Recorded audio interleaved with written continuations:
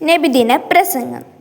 മഹത്തായ ഈ സദസ്സിൻ്റെ ആദരണീയരായ അധ്യക്ഷരെ, അനുഗ്രഹീതരായ എൻ്റെ ഉസ്താദുമാരെ, പ്രിയമുള്ള രക്ഷിതാക്കളെ, സഹപാഠികളെ, അസ്സലാമു അലൈക്കും.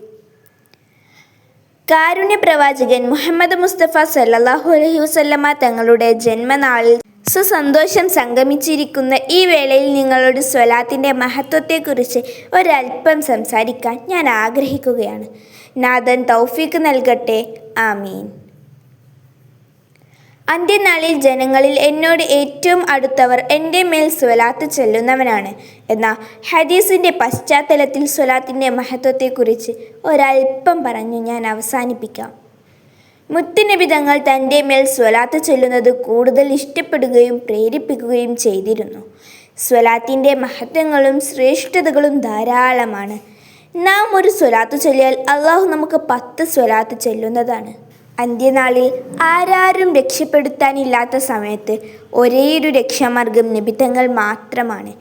ദാഹിച്ചു വലയുമ്പോൾ, ചൂടേറ്റുരുകുമ്പോൾ ഹൗലുൽ കൗസർ കോരി തരേണ്ടത് നമ്മുടെ മുത്തുനബിയാണ്.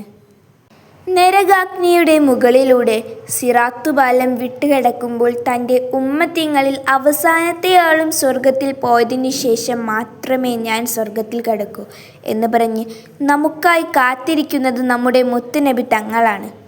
ഇത്രയും നമ്മെ സ്നേഹിക്കുന്ന നമ്മുടെ നബിക്കായി ദിവസം കുറച്ച് സമയം സ്വലാത്തിനായി നാം മാറ്റിവെക്കണം. ഒരിക്കൽ നബിയും അബൂബക്കർ സിദ്ദീഖ് റളിയല്ലാഹു അൻഹുവും ഒരുമിച്ചിരിക്കുമ്പോൾ ഒരു കാട്ടറബി അവിടെ വന്നു. ഉടനെ നബി സല്ലല്ലാഹു അലൈഹി വസല്ലമ അയാളെ നബിയുടെ സമീപത്തിരുത്തി. ഇത് കണ്ട അബൂബക്കർ റളിയല്ലാഹു അൻഹു ചോദിച്ചു, നബിയെ, ഞാനല്ലേ അങ്ങയുടെ അടുത്ത കൂട്ടുകാരൻ, എന്നിട്ടും ഈ കാട്ടറബിയെ അടുത്തിരുത്തിയത് എന്തിനാ? അപ്പോൾ നബി തങ്ങൾ പറഞ്ഞു, അബൂബക്കറെ, ലോകത്ത് ഇതുവരെ ഒരാളും ചൊല്ലാത്ത സ്വലാത്ത് ഈ മനുഷ്യൻ എൻ്റെ മേൽ ചൊല്ലിയിരിക്കുന്നു. ഇതിൽ നിന്ന് നമുക്ക് മനസ്സിലാക്കാം, മുത്തുനബിയുടെ മേൽ സ്വലാത്ത് ചൊല്ലുന്നത് അങ്ങേക്ക് എത്രത്തോളം ഇഷ്ടമുള്ള കാര്യമാണെന്ന്. നബിയോടുള്ള നമ്മുടെ സ്നേഹം യാഥാർത്ഥ്യമാക്കണമെങ്കിൽ നാം മനസ്സറിഞ്ഞ് സ്വലാത്ത് ചൊല്ലണം. സ്വലാത്തിൻ്റെ മഹത്വം ഇവിടെ പറഞ്ഞാൽ അവസാനിക്കില്ല. മുത്തുനബിയെ സ്നേഹിക്കാനും അവിടേക്ക് ദിവസവും സ്വലാത്ത് ചൊല്ലാനും നാം തയ്യാറാകണം.